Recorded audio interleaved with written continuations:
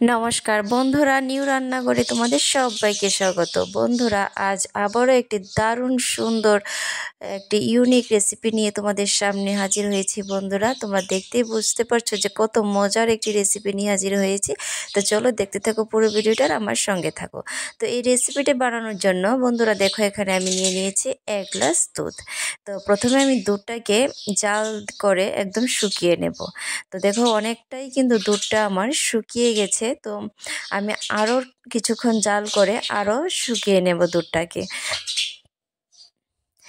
এটা দিয়ে আমি দুধের ক্ষীর তৈরি করব। হ্যাঁ বন্ধুরা, তো প্রথমেই আমি 1 গ্লাস দুধ দিয়ে দুধের ক্ষীরটা তৈরি করে নেব। খুব বেশি ক্ষীর তৈরি করার প্রয়োজন নেই, তাই বলে আমি 1 গ্লাস দুধই নিয়েছি। তো চলো আরও কিছুক্ষণ দুধটাকে আমি শুকিয়ে নিই, তারপর ফিরে আসছি তোমাদের কাছে। তো এভাবে নাড়তে নাড়তে দুধটাকে আমি আরও কিছুক্ষণ শুকিয়ে নিচ্ছি।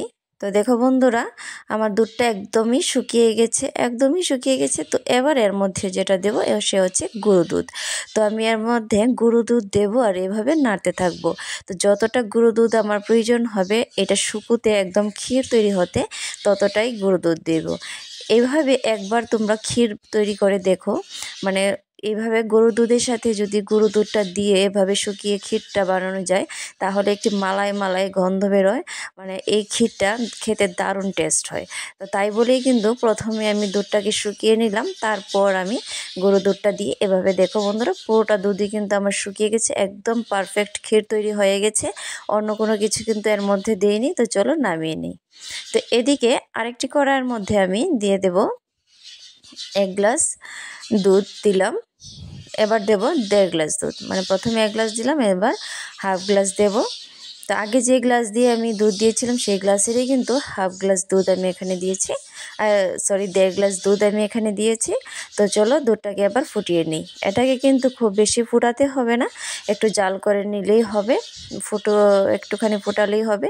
তো চলো দেখো এবার কিন্তু দুধটা একটুখানি ফুটে গেছে। তো এর মধ্যে দিয়ে দেবো আমি এখানে নারকেল কুড়া।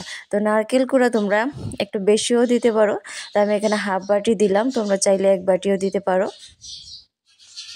তো নারকেল কুড়াটা দিয়ে দুধটাকে আবারও আমি জাল করে নেব। তো আবারও জাল করে নিলাম নারকেল কুড়াটা দিয়ে। এবার দিয়ে দেব এর মধ্যে 2 চামচের মতো চিনি। খুব বেশি চিনি দেব না, কারণ এই রেসিপির শেষে আরও মিষ্টি এর মধ্যে মেশাতে হবে। তো তার জন্য আমি 2 চামচের মতো চিনি দিলাম, দিয়ে আবারও আমি জাল করে নেব। আর এবার দিয়ে দেব হাফ চা চামচ লবণ। তো হাফ চা চামচ লবণ আমি এর মধ্যে দিয়ে দিলাম, দিয়ে আবারও দুধটাকে জাল করে নেব। তো দুধটা আমার জাল করা কমপ্লিট হয়ে গেছে, আর কিছু দুধের মধ্যে দিতে হবে না।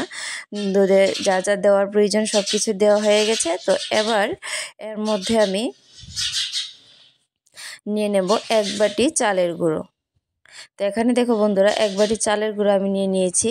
এই চালের গুঁড়োটা আমি মানে বাড়িতে তৈরি করেছি, বাজার থেকে কিনতে যে চালের গুঁড়োটা পাওয়া যায় সেটা দিয়েও করা যায়, তবে আমি এটা বাড়িতে বানিয়েছি। তো এবার চালের গুঁড়োটা আস্তে আস্তে দেব দুধটার মধ্যে, আর এবার এরকমভাবে একটি ডোয়ের মতো বানিয়ে নেব। তো যতটা চালের গুঁড়া প্রয়োজন ততটা চালের গুঁড়াই দেব, দিয়ে এভাবে ভালো করে এটাকে খুব ভালো করে মিশিয়ে নেব।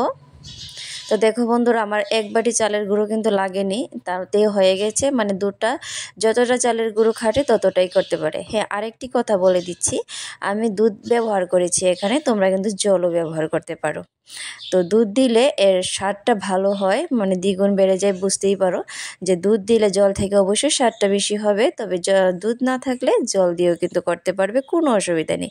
তো দেখো বন্ধুরা, আমার ডোটা কিন্তু একদমই সফট হয়ে গেছে, খুব সুন্দর হয়েছে। তো চলো আর খুব বেশি নাড়াচাড়া করতে হবে না, এবার নামিয়ে হালকা ঠান্ডা করে নেব। তো দেখো ডোটা আমার একদমই কমপ্লিট। তো নামিয়ে নিই চলো। তো বন্ধুরা, আমার ডোটা একদমই সফট হয়ে গেছে। তো কতটা সফট হয়েছে তোমরা দেখতেই বুঝতে পারছো।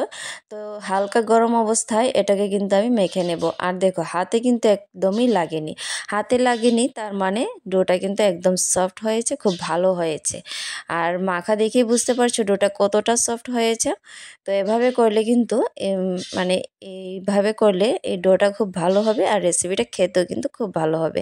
তো চলো আমি ভালো করে মেখে নিই। হ্যাঁ বন্ধুরা, মাখাটা কিন্তু খুব ভালো করে মাখতে হবে।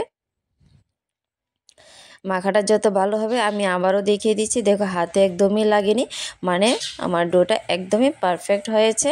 তো এবার খুব ভালো করে মেখে নিচ্ছি। তো মাখাটা আমার কমপ্লিট হয়ে গেছে।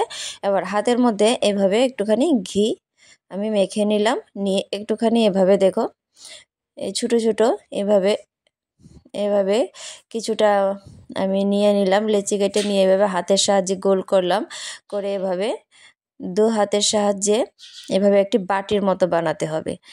একটি বাটির মতো বানাবো। দেখো বন্ধুরা, এভাবে একটি বাটির মতো বানিয়ে এভাবে এক সাইড থেকে একটুখানি চৌকো করে দিলেই কিন্তু রেডি হয়ে গেছে কি সুন্দর একটি প্রদীপ। হ্যাঁ বন্ধুরা, আজ আমি বানাবো প্রদীপ পিঠে। খুব সোজা এটা বানানো।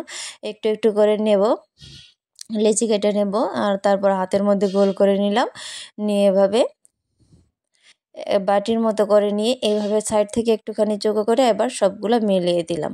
তো দেখো খুব সুন্দর একটি প্রদীপ তৈরি হয়ে গেছে। হ্যাঁ বন্ধুরা, আজ আমি বানাবো প্রদীপ পিঠে। খুবই আকর্ষণীয়, খুবই সুস্বাদু এই পিঠে, মানে যে দেখবে তারই কিন্তু নজর কেড়ে যাবে। মানে বাড়িতে আসা অতিথি আপ্যায়ন হোক বা কোনো পুজো পার্বণ হোক বা কোনো মঙ্গল অনুষ্ঠান হোক, এই প্রদীপ পিঠে কিন্তু সবার আকর্ষণ, সবার নজর কেড়ে নেবে। আর এটি দেখতে যেমন সুন্দর, খেতে কিন্তু অবশ্যই সুস্বাদু। দেখো বন্ধুরা, আবার আরেকটি লেচি কেটে এভাবে গোল করে নিলাম, আর এভাবে ছোট ছোট করে একটি বাটি বানিয়ে নেব। তো প্রথমে একটি বাটির মতো বানিয়ে নেব, তোমাদের আবারও দেখিয়ে দিচ্ছি, খুব সোজা এই প্রদীপ বানানো। তো বাটির মতো আমি এভাবে বানিয়ে নিলাম, নিয়ে এক সাইড থেকে এভাবে একটুখানি চৌকো করে দিলেই কিন্তু রেডি খুব সুন্দর এই প্রদীপ পিঠে। তো প্রথমে আমি প্রদীপটা বানিয়ে নিই। আর এই প্রদীপ বানানো কিন্তু খুবই সোজা। তো দেখো চট করেই কিন্তু প্রদীপটা আমার বানানো হয়ে গেছে। বন্ধুরা, বাড়িতে ছোট হোক বা বড়, সবাই কিন্তু এই প্রদীপ পিঠের মানে একদম পুরোপুরি ফ্যান হয়ে যাবে। একবার খেলে বারবার অবশ্যই খেতে চাইবে। আর বাড়িতে আসে অতিথিরাও কিন্তু এই পিঠে যদি একবার দেখে, মানে সবারই নজর কাড়বে। নজর কাড়া এই পিঠে খুব সহজেই তোমরা খুব অল্প উপকরণ দিয়ে অবশ্যই বাড়িতে বানিয়ে নিতে পারো। তোমরা একবার বাড়িতে ট্রাই করো, দেখবো খুব ভালো লাগে। তো দেখো আরেকটি প্রদীপ আমি এভাবে বানিয়ে নিলাম। আর এই পিঠে বানানো খুব সোজা, যারা নতুন পিঠে বানাতে জানো না তারাও কিন্তু এই পিঠে খুব ইজিলি বানাতে পারবে। তো দেখো একে একে সবগুলো প্রদীপ আমি বানিয়ে নিয়েছি, তোমরা অবশ্যই বাড়িতে একবার ট্রাই করো, খুব ভালো লাগবে। তো দেখো সবগুলো প্রদীপ আমার খুব সুন্দর হয়েছে, সবগুলো প্রদীপ আমার বানানো একদমই কমপ্লিট হয়ে গেছে। তো চলো দেখো কত সুন্দর হয়েছে এই প্রদীপ পিঠেগুলো। আর বানাতে কিন্তু খুব সময় লাগে না, খুব অল্প সময়ের মধ্যে এই প্রদীপ পিঠে বানানো যায়। আর দেখতে কতটা সুন্দর, এমনিতেই কিন্তু দেখতে খুব সুন্দর লাগছে বন্ধুরা। তো চলো এবার দেখো একটি পাত্রে আমি 2 গ্লাসের মতো জল দিলাম, জলটাকে আমি গরম করে নিচ্ছি। তো জলটাকে প্রথমে আমার গরম করে নেব। আর এভাবে ফুটো সমেত একটি পাত্র নিতে হবে, স্টিলের পাত্র হোক বা যে কোনো এরকম ফুটো সমেত একটি পাত্র নিতে হবে, যাতে মানে ভাপে বসানো যায়। তো এটাকে আমি এবার ভাপে বসাবো প্রদীপগুলোকে। তো এইভাবে ভাপে বসিয়ে দেব, সাজিয়ে দেব সুন্দর করে সমস্ত প্রদীপগুলোকে, মানে যতটা এই পাত্রে হবে ততটাই আমি দিয়ে দেব। তো সুন্দর করে এভাবে সাজিয়ে প্রদীপগুলোকে প্রথমে ভাপে বসিয়ে এটাকে প্রদীপগুলোকে আগে তৈরি করে নেব। এইভাবে সুন্দর করে আমি সাজিয়ে দিচ্ছি এক একে করে। তো দেখো বন্ধুরা, প্রদীপগুলো এভাবে বসিয়ে দিলাম, এখন ভাবে বসাবো। তো তার জন্য থালা দিয়ে ঢাকা দিয়ে দিলাম, বেশি সময় লাগে না, 5 মিনিট হলেই হবে। তো 5 মিনিট পর আবার ফিরে আসছে। দেখো বন্ধুরা, খুব সুন্দর কিন্তু হয়ে গেছে, ভাপ হয়ে গেছে আমার পিঠেগুলা। তো এবার একটু একটু করে নামিয়ে নেব এটাকে। একটি চামচের সাহায্যে কিন্তু খুব সহজে এটি তোলা যায়। তো দেখো দেখিয়ে দিচ্ছি কিভাবে তুলতে হবে। এইভাবে একটি চামচের সাহায্যে খুব সুন্দর করে একটি একটি করে আমি প্রদীপ তুলে নিচ্ছি। তো আমার প্রদীপগুলো তোলা হয়ে গেছে। এবার বাকি যে প্রদীপগুলো রয়ে গেছে সেগুলোকেও একইভাবে দিয়ে দিচ্ছি। আর ভাপ কিন্তু বেশিক্ষণ দিতে লাগে না, 5 মিনিটের মধ্যে এভাবে ভাপে বসালেই যথেষ্ট। তো চলো, সমস্ত প্রদীপ আমার বানিয়ে নিয়েছি। একটি প্লেটের মধ্যে এভাবে সাজিয়ে নিলাম, আর এখানে আরেকটি ট্রের মধ্যে সাজিয়ে নিলাম। দেখতে কিন্তু খুব সুন্দর লাগছে। তো খালি প্রদীপ হলে হবে না, এর সলতেও দিতে হবে। চলো সলতেটা বানিয়ে ফেলি। তো এবার সলতেটা বানাবো। তার জন্য এই যে আমি দুধের যে ক্ষীরটা তৈরি করেছিলাম, এই যে এই ক্ষীরটা দিয়ে হবে সলতে। তা তার জন্য একটুখানি ক্ষীর হলে হবে আমি বলেছিলাম। তো একটুখানি ক্ষীরই কিন্তু আমার হয়ে যাবে। তো এটাকে খুব ভালো করে মেখে নেব। তো চলো ক্ষীরটাকে খুব ভালো করে মেখে এইভাবে ছোট ছোট করে নেব।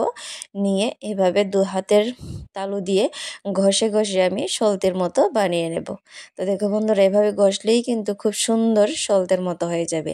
আর যেহেতু ক্ষীরের সলতে, তো সেই কারণে একটু মোটা হলে খেতে ভালো হবে। তো তার জন্য আমি সলতেগুলো একটু মোটাই করব। তো দেখো সলতে বানানো আমার হয়ে গেছে একটি। এভাবে একটি একটি করে আমি সমস্ত সলতেগুলা বানিয়ে নেব। এভাবে ছোট ছোট করে নেব। নিয়ে 2 হাতে তালু দিয়ে এভাবে ঘষলে, সামান্য ঘষলেই হবে, খুব বেশি জোরে চাপ দিতে হবে না, যেহেতু ক্ষীর ভেঙে যেতে পারে। হালকা করে এভাবে ঘষবে, তাহলেই দেখবে হয়ে হয়ে গেছে। তো দেখো ক্ষীরের সলতে খুব মোটা মোটা করেই দিলাম। তো দেখতে কিন্তু খুব ভালো লাগছে। তো চলো এভাবে একে একে সমস্ত সলতেগুলা বানিয়ে নিই। আর এটা কিন্তু একটু হালকা হাতেই ধরতে হবে, খুব বেশি জোরে ধরলে ভেঙে যেতে পারে, যেহেতু ক্ষীরের সলতে। তো তার জন্য একটু হালকা হালকা করে ধরতে হবে। আর দেখতে কিন্তু সলতেগুলা বেশ লাগছে, একদম প্রদীপের সলতের মতোই লাগছে। একটু মোটা, কিন্তু মোটা হলে খেতে ভালো হয়, তার জন্য মোটা করলাম। তো দেখো বন্ধুরা, আমার সলতে রেডি হয়ে গেছে। তো চলো এবার প্রদীপের সলতেটা দিয়ে দিই।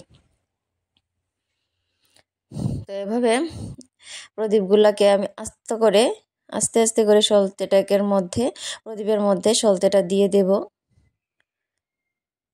এভাবে আস্তে আস্তে করে প্রদীপের মধ্যে সলতেটা দিয়ে দেব। তো চলো সমস্ত সলতেগুলো এভাবে প্রথমে দিয়ে দিই।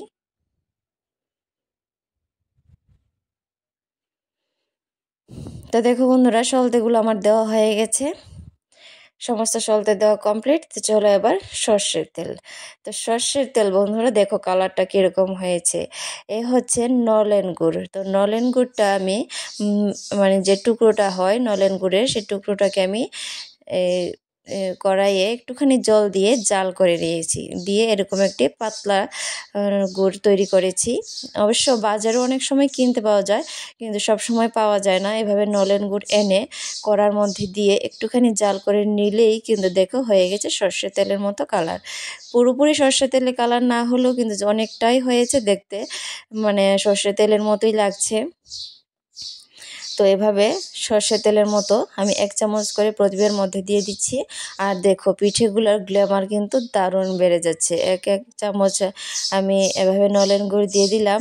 আর ভাবো বন্ধুরা, আমি যে ডোটা বানিয়েছি, কত সফট একটি ডো বানিয়েছি, কত সুন্দর করে। আর তার মধ্যে ক্ষীরের সলতে, তার উপর আবার নলেন গুড়। এই পিঠেটা খেতে কত না সুস্বাদু হবে, তোমরা একবার ভাবো। হ্যাঁ বন্ধুরা, এই পিঠেটা দেখতে যেমন নজর কাড়া পিঠে, খেতে কিন্তু অবশ্যই অবশ্যই সুস্বাদু। তোমরা একবার বাড়িতে ট্রাই করো, দেখবে খুব খুব খুব ভালো লাগবে। আর একবার বানালে বারবার খেতে ইচ্ছে করবে। আমার তো বোধ হয় শীতের সেরা পিঠে বলে এটি প্রমাণিত হবে। তো দেখো বন্ধুরা কত সুন্দর লাগছে। তো চলো বাকি প্রদীপগুলোর মধ্যেও আমি এইভাবে করেই সমস্তটার মধ্যে এভাবে 1 চামচ নলেন গুড় দিয়ে দিচ্ছি। আর দেখতে কিন্তু লাগছে বন্ধুরা প্রদীপ পিঠে। অনেকে তো ভাবে যে এটাকে কি খাবো নাকি শোকেজে সাজিয়ে রাখবো, মানে এটাকে সাজিয়ে রাখার মতোই পিঠে। আর বাড়িতে যদি কোনো অনুষ্ঠান হয় বা কোনো অতিথিরা আসে, এরকম পিঠে যদি দিতে পারা যায়, তাহলে যার বাড়িতে বানাবে তারও মনটা ভরে যাবে, আর যে খাবে তারও নজর কেটে যাবে। তো দেখো বন্ধুরা, খুব সহজেই কিন্তু এই প্রদীপ পিঠে বানিয়ে ফেললাম, আর কত সুন্দর লাগছে দেখতে। এটাকে তো খাওয়ার চেয়ে সাজিয়ে রাখাটাই আমার কাছে ভালো লাগছে। তো আমার আজকের রেসিপি যদি ভালো লেগে থাকে, অবশ্যই লাইক, কমেন্ট, শেয়ার করে আমার চ্যানেলটিকে সাবস্ক্রাইব করো।